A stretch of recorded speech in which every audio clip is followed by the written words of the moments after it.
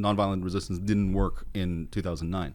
The reason is because people were not actually calling for the downfall of the regime, right? That's the difference between now and then. Like, we ought to be using the same strategy, but with an entirely different goal of actually bringing this regime down to its knees.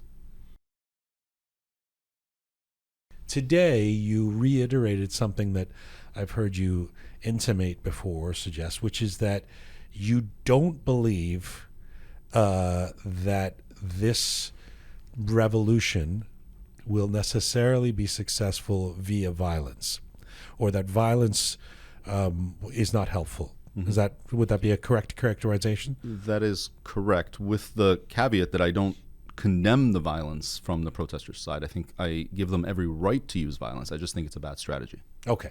So I have friends who are passionately involved in speaking out about this revolution who 100% think that that's the only path left, which is that there has to be some kind of violent confrontation with the regime.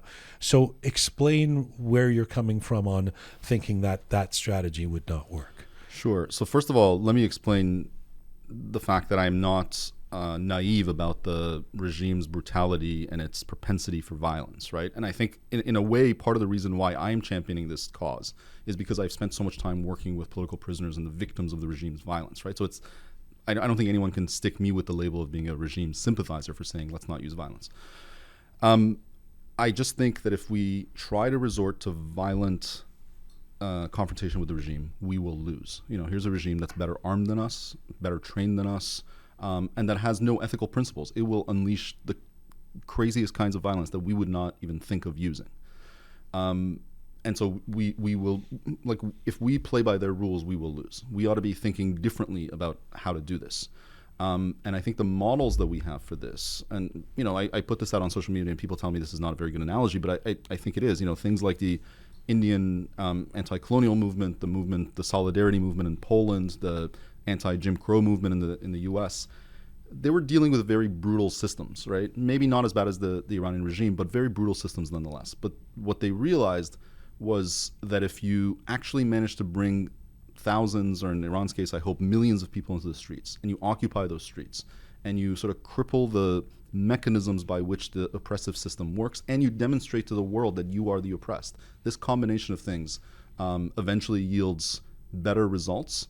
So you succeed, but also you succeed in a way that leaves a positive legacy that you can build on, as opposed to a legacy of just utter destruction and bloodletting that often, leaves a society worse off as a result. One of the we just put out this documentary that we shot last month in Istanbul, The Revolution from the Backyard, it's called. And one of the people in the film that I talk about, who's been very outspoken, he's in Istanbul, said during the Green Movement, there were 3 million of us in the streets and millions more supporting us. And we were so careful to say, shh, no, don't say Magbag Diktator, don't. And in fact, there were those silent protests, right? Famously so. And he says, why? We could have taken everything down at that time, but we were trying to play within the lines. Yeah, but that's why that, people cite to me that example and saying, look, nonviolent resistance didn't work in 2009. The reason is because people were not actually calling for the downfall of the regime, right? That's the difference between now and then. Like, we ought to be using the same strategy, but with an entirely different goal of actually bringing this regime down to its knees.